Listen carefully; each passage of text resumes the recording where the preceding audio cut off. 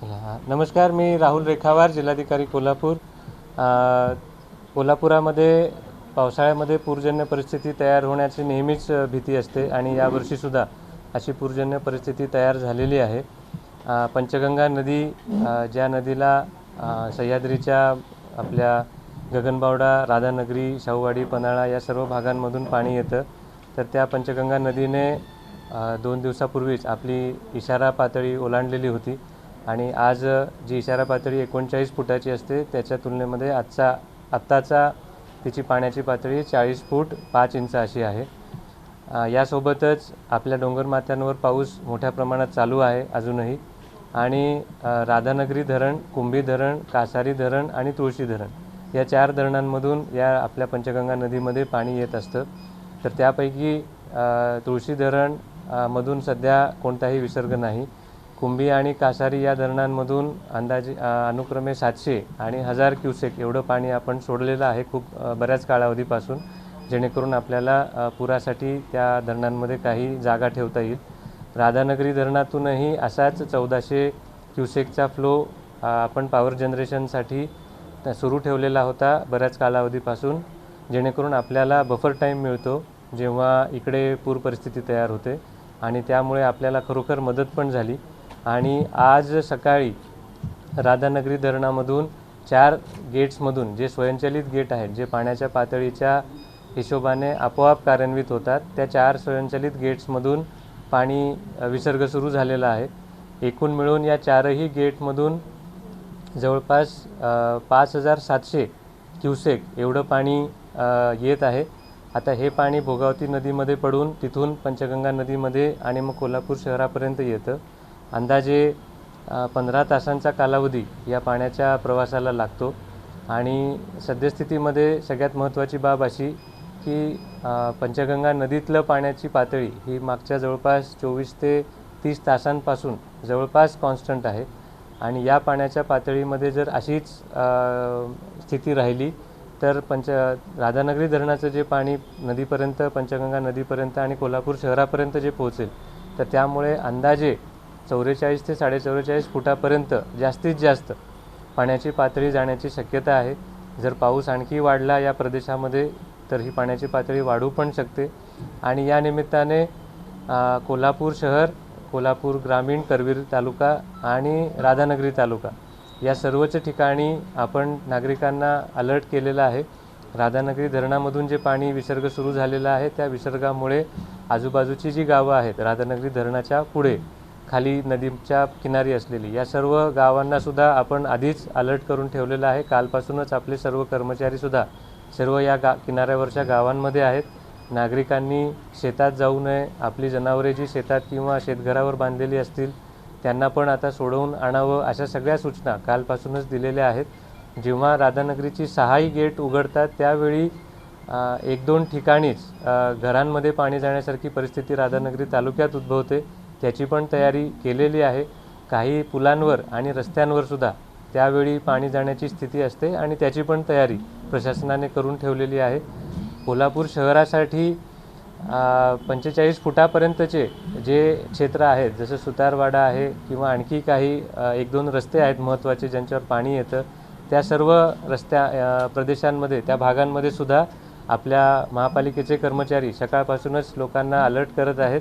दुपारपासून म्हणजे दुपारी 3 वाजेपर्यंत या सर्वांना जे 45 फूट लेवलपर्यंतचे भाग आहेत की ज्यामध्ये पाणी येतं, त्या सर्व भागांमधून नागरिकांना दुपारी 3 वाजेपर्यंत हलवण्याची तयारी महापालिकेने केलेली आहे। त्या भागांमध्ये याच्याविषयीची जनजागृतीसुद्धा कालपासूनच सुरू केलेली होती आणि आज सकाळपासून आता आम्ही परत एकदा त्या सगळ्यांना जागृत केलेलं आहे।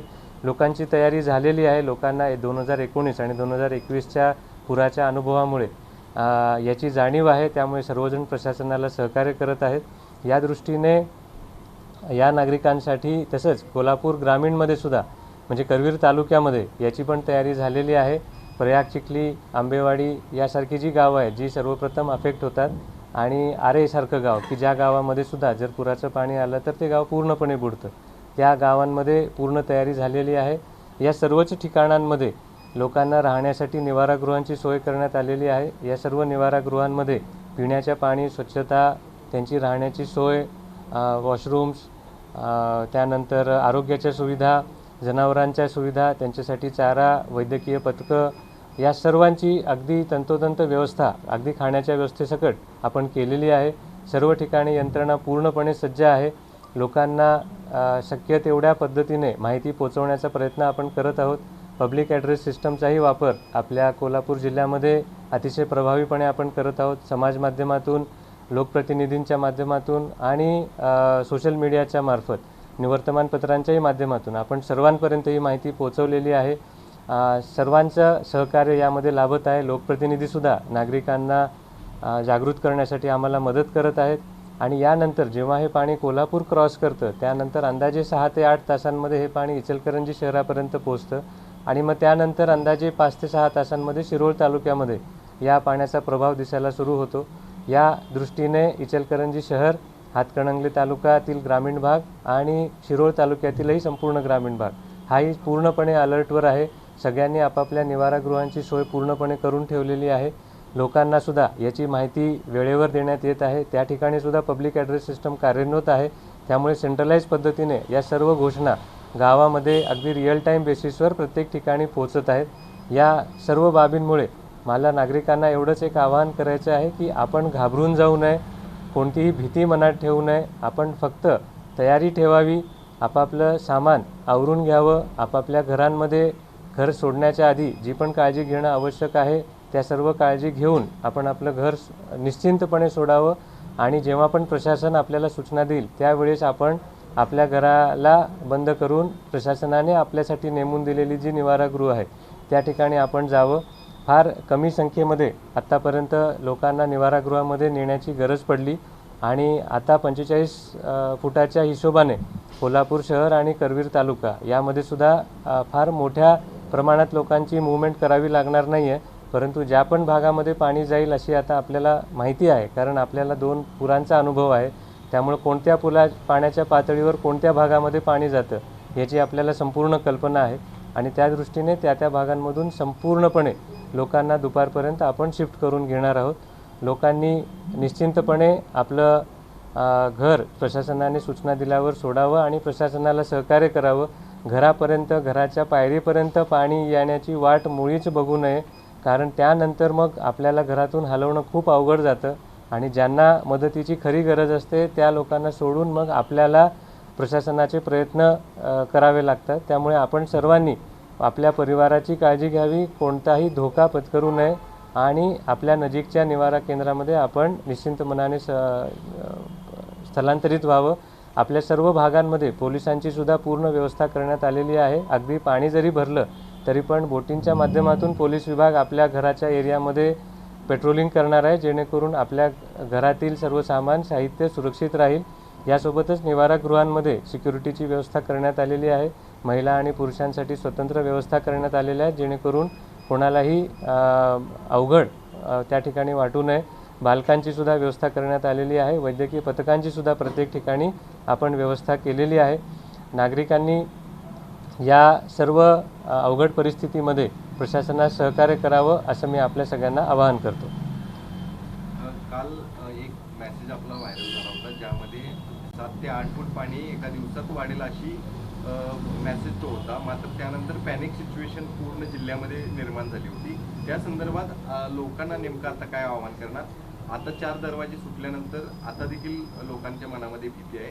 नेमकं किती फूट पाणी वाढण्याची आता शक्यता आहे आणि लोकांना काय आवाहन करणार? याविषयी आपल्या सर्वांना हे सांगणं आवश्यक आहे की कालच्या रात्री म्हणजे आज 26 तारीख आहे, 24 आणि 25च्या रात्रीमध्ये राधानगरी धरणामध्ये 6 तासामध्ये 3% पाण्याची वाढ झाली होती. त्या वेगानेच जर का हे पाणी वाढलं असतं तर आपल्याकडे हे पाणी जवळपास काल म्हणजे आज सकाळी जे गेट उघडलेले आहेत ते गेट कदाचित काल सकाळी 11 वाजेपर्यंतच उघडले असते आणि त्या परिस्थितीमध्ये आपल्याकडे 15 तासांनी येणारं जे पाणी आहे ते रात्रीतून आलं असतं आणि पाण्याचा तो फ्लो ज्याच्याने ह्या पाण्याची वाढ झाली होती त्यात इरिगेशन डिपार्टमेंटचा हा अंदाज होता की जर हे सगळे 6 गेट उघडून पाणी जर पोहोचलं आपल्याकडे तर त्या आणि कुंभी कासारीमध्येही याच पद्धतीने जर वाढ झाली तर अंदाजे 12,000 क्युसेकपर्यंतचं पाणी आपल्या शहरापर्यंत पोहोचेल रात्रीतून आणि त्यामुळे त्यांचा जो अभ्यास आहे त्या अभ्यासाप्रमाणे ही पाण्याची पातळी रात्रीतून होण्याची शक्यता आहे अशी परिस्थिती तयार झालेली होती. त्या दृष्टीने नागरिकांना अलर्ट करणं आवश्यक होतं आणि जनरली जी नागरिकांचा काही भागामध्ये स्वभाव असतो की जोपर्यंत पाणी जवळ येत नाही तोपर्यंत आपण शिफ्ट करत नाही, परंतु सुदैवाने राधानगरी धरणाचं काल सकाळनंतर पाणी येण्याचं म्हणजे लेवल वाढण्याचं प्रमाण बरंच कमी झालं आणि संध्याकाळपर्यंत त्याच्यामध्ये कमी प्रमाण राहिलं, परंतु रात्रीतून परत एकदा हे प्रमाण वेगाने वाढलं आणि म्हणून सकाळी या धरणातून पाणी सोडण्याची स्थिती निर्माण झालेली आहे. त्यामुळे नागरिकांना त्यावेळीच अलर्ट करणं आवश्यक होतं आणि आपण नागरिकांना हे अलर्ट केलेलं होतं की ज्या ज्या भागांमध्ये 2019 आणि 2021मध्ये पूर येतो त्या भागातील नागरिकांनी आता आपापलं सामान आवरून तयार राहावं आणि प्रशासनाच्या सूचनेची वाट बघावी. त्या दृष्टीने आपण सर्वांना अलर्ट करणं हे आवश्यक होतं. सर, धरणातून कुठल्याही प्रकारचा विसर्ग नव्हता तरी देखील आपल्या पंचगंगेने इशारा पातळी ओलांडली. याचा अर्थ नदीच्या आजूबाजूला म्हणजे त्याचा बफर झोन जो आहे त्या परिसरात बांधकाम झालं त्याचा परिणाम आहे काय नेमका अभ्यासांती? कारण आपण पाहतो की यापूर्वी बांधकाम झाली तिच्यावर कारवाई करणार, परमिशन देणार नाही अशा प्रकारची भूमिका घेतली. धरणातून एक थेंब नाही तरी सुद्धा आपण पाहतो पंचगंगेची पाणी पातळी इतक्या मोठ्या प्रमाणात वाढली. याविषयी आपण सर्वजण हे जाणलं पाहिजे की आपल्या पंचगंगा नदीचं जे खोरं आहे म्हणजे कोल्हापूरच्या वरचा भाग ज्या भागातून पावसाचं पाणी पंचगंगा नदीमध्ये येतं त्या भागापैकी फक्त 14 ते 15% भाग हा धरणांनी कव्हर होतो आणि उरलेला 85% भाग या भागामध्ये पडलेलं पाणी कोणत्याही धरणात जात नाही, ते थेट नदीमध्ये येतं. त्यामुळे जर या भागामध्ये मोठ्या प्रमाणात पाऊस झाला तर ते पाणी थेट नदीमध्ये येतं, त्याच्याशी धरणाचा काही संबंध उरत नाही.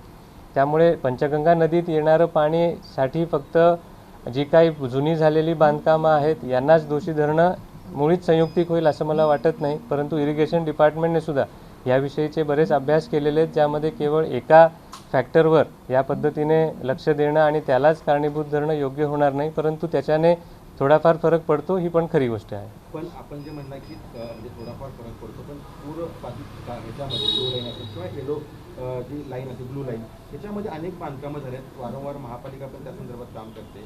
नेमकं काय त्या संदर्भातला अहवाल आहे? कारण प्रत्येक वेळी पूर आला की ही बांधकामं नजरेत येतात, नेमकं काय याच्याबद्दलचं सांगायला? बघा, जेव्हापासून ही नवीन ब्लू लाईन आणि रेड लाईन आलेली आहे तेव्हापासून तर महापालिकेने कोणती बांधकामाच्या परवानग्या त्या भागामध्ये दिलेल्या नाही. जी जुनी कामं आहेत त्या जुन्या कामांसाठी काय केलं पाहिजे याच्यासाठी शासनाकडे पण आम्ही मार्गदर्शन मागवलेलं आहे. कारण जेव्हा या भागामध्ये ब्लू लाईन रेड लाईन नव्हती त्यावेळीच त्या ठिकाणी बांधकाम परवानगी देणं हे योग्यच होतं, परंतु जेव्हा ही नवीन ब्लू लाईन रेड लाईन आली त्याच्यानंतरचा हा प्रश्न सगळ्यांच्या निदर्शनास आलेला आहे. त्याचं मार्गदर्शन आम्ही शासनाला मागवलेलं आहे, त्यात सविस्तर कारणमीमांसा पण केलेली आहे आणि ह्या पॉलिसी डिसिजन असेल जो संपूर्ण महाराष्ट्रासाठीच लागेल, कारण बऱ्याच ठिकाणी अशी blue line red line revise झाल्यामुळे बरीच बांधकामं आलेली असतील. तर त्यामुळे माझी अशी धारणा आहे की शासनाला याविषयी नवीन पॉलिसीज बनवावी लागेल संपूर्ण राज्यासाठी आणि शासन ते जेव्हा पण बनवेल तेव्हा ती सगळ्यांसाठी लागू होईल. परंतु एवढं तर मी खात्रीने सांगतो की कोल्हापूर शहरामध्ये ह्या ब्लू लाईन रेड लाईनची जेव्हा नवीन आखणी तयार झाली, नवीन मांडणी झाली, त्यानंतर मात्र महापालिकेकडून नियमबाह्य अशी कोणती परवानगी दिला गेलेली नाही. सर, क्या कहेंगे कोल्हापुर जिले में बाढ़ की हालत क्या है? कोल्हापुर शहर और कोल्हापुर ज़िले के मुख्यत्वे 3 तालुका जो हैं, करवीर तालुका, हाथकणंगले तालुका और शिरोळ तालुका और उनके साथ कोल्हापुर शहर और इचलकरंजी शहर, ये भाग बाढ़ प्रवण एरिया है और इस भाग में हर साल जब बारिश का मौसम होता है उस मौसम में सारी तैयारी करनी पड़ती है ताकि बाढ़ को सामना हम जब करेंगे तब जनता को कोई तकलीफ़ ना हो. इस हिसाब से कोल्हापुर ज़िले में पंचगंगा नदी के साथ ही बाकी सारी नदियां ही वार्निंग के लेवल के ऊपर ही हैं. इनके साथ पंचगंगा नदी के किनारे जो भी ये तालुका और शहर हैं इन लोगों को पूरी तरह से हमने आगाह किया है, सतर्क किया है. प्रशासन इन सबको सुरक्षित स्थलों पे ले जाकर उनका ख्याल रखने के लिए पूरी तैयारी कर चुका है और लोगों में भी हर समय पूरी जानकारी दी जा रही है ताकि लोगों में कोई गलतफहमी ना रहे, कोई अफवाहें ना फैले. और लोगों को भी ये मेरा आह्वान है कि आप सब किसी भी तरह के मन में डर ना रखें. प्रशासन की तरफ से आपको जो भी सूचनाएं आती है आप उनका पूरी तरह से बिना किसी झिझक के पालन करें और आपको जब भी कोई आपके मन में दुविधा हो, शंका हो, तो हमारे प्रशासन के जो फ़ोन नंबर्स हैं जिनमें से 1077 यानी 1077 ये जो टोल फ्री नंबर है, इस पे भी आप कभी भी कॉल कर सकते हैं और आपके मन में कोई भी शंका हो तो आप आपको उस शंका का निराकरण कर सकते हैं। फ़िलहाल पंचगंगा नदी जो वार्निंग लेवल के ऊपर है, उसमें पंचगंगा नदी के ऊपरी हिस्से में जो राधानगरी नाम का डैम है, वहाँ से आज सुबह लगभग 7000 क्यूसेक का पानी का फ्लो तैयार हो गया है, जो लगभग 15 घंटों में कोल्हापुर शहर तक पहुँचेगा। और उस फ्लो की वजह से ये आशंका है इरिगेशन डिपार्टमेंट की कि हम लोग शायद 44 या 45 फीट पानी की लेवल तक पहुँचेंगे। इस पानी की लेवल तक जो भी भाग पानी के अंदर जाते हैं, उन सारे भागों में नागरिकों को हमने ये आगाह कर दिया है और आज दोपहर तक वहाँ से हम सारे नागरिकों को सुरक्षित स्थलों पर ले भी जाएंगे। कोल्हापुर जिले में बाढ़ की स्थिति क्रिटिकल है क्या? क्योंकि स्टेट लेवल पर उस तरह का डिस्कशन हो रहा है कि कोल्हापुर में बाढ़ की स्थिति क्रिटिकल है। कोल्हापुर शहर जिले की जो बाढ़ की स्थिति है वो नाजुक ज़रूर है, क्योंकि पूरी तरह से ये बारिश पे निर्भर करता है। आज की तारीख में जो स्थिति है वो स्थिति पूरी तरह से नियंत्रण में है और अगर बारिश ने इसी तरह साथ दिया तो वो इसी तरह नियंत्रण में भी रहेगी। परंतु अगर बारिश बढ़ी भी तो भी जो भी स्थिति उत्पन्न होगी उसके लिए प्रशासन पूरी तरह से 2019 और 2021 के बाढ़ के लेवल के लिए भी प्रशासन पूरी तरह से सज्ज है। सर, अनेक शाळांना सुट्टी देण्यात आली होती काल आणि आज अजून एक आदेश निघाला अशी माहिती मिळते की सर्व शाळांना सुट्टी देण्यात आली। होय, आपण पूरग्रस्त नाही, आपण जिल्ह्यातील ज्या ज्या भागांमध्ये पूर येतो, ज्या ज्या गावांमध्ये पूरग्रस्त जन्य परिस्थिती असते, त्या भागातील सर्व शाळांना सुट्टी देण्याचे निर्देश दिलेले आहेत। काही शाळांपर्यंत हा मेसेज पोहोचला नव्हता, तर त्यांना पण आज आता सगळ्यांना आपल्या शाळा बंद ठेवण्यासाठी सांगण्यात आलेलं आहे। ही सूचना संपूर्ण जिल्ह्यासाठी नाही, तर ज्या जिल्ह्यातील ज्या भागांमध्ये फक्त पूरग्रस्त परिस्थिती तयार झालेली आहे त्या भागांसाठीच ही सूचना आहे। जेणे आज शहरातील सर्व प्राथमिक माध्यमिक शाळांना सुट्टी दिला अशा पद्धतीचा मेसेज व्हायरल झाला। प्राथमिक शिक्षण अधिकाऱ्यांनी सुद्धा फोनवर सांगितले की जिल्हाधिकाऱ्यांच्या सूचनेनुसार शहरातील शाळा आम्ही बंद ठेवू। होय, कोल्हापूर शहरासाठी पण ही सूचना आहे। ज्या शाळांपर्यंत ही संदेश पोहोचला नव्हता त्यांना पण आज सकाळी आम्ही ही मेसेज पोहोचवला।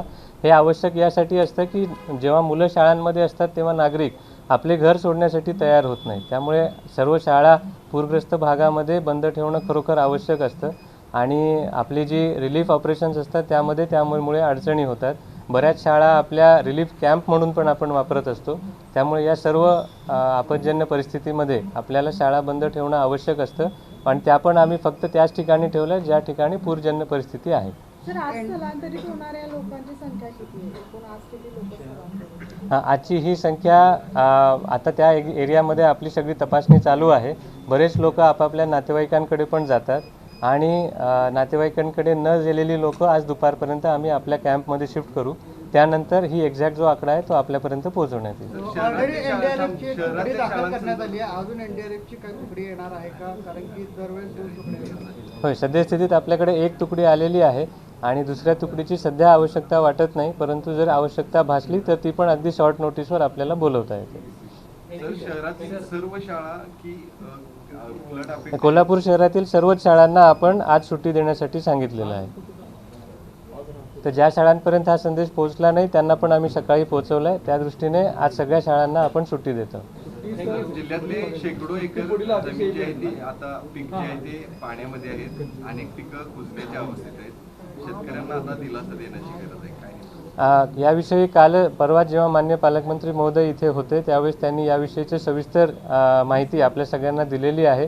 रिलीफ ऑपरेशन्स हे सगळ्यात महत्त्वाची गोष्ट असते आणि त्यानंतर आपल्याला हे पंचनामे करता येतात। काम करणारी यंत्रणा सारखीच असते, त्यामुळे आपण सर्वात पहिले लोकांना आणि जनावरांचा जीव वाचवणं, त्यांची सोय करणं, लहान मुलांची सोय करणं, आबालवृद्धांची, आजारी व्यक्तींची, गर्भवती महिलांची सोय करणं हे सगळ्यात महत्त्वाचं असतं। त्यामुळे या सर्व गोष्टीला आपण सगळ्यात पहिले प्राधान्य देणार आहोत आणि त्यानंतर हे सर्व पंचनामे शासनाच्या नियमाप्रमाणे जिथेही आवश्यक असतील अतिशय वेगाने संपवण्याची जबाबदारी प्रशासनाची आहे। प्रशासन ती नक्कीच पूर्ण करेल। शाळांची सुट्टी पुढील आदेश येईपर्यंत ना?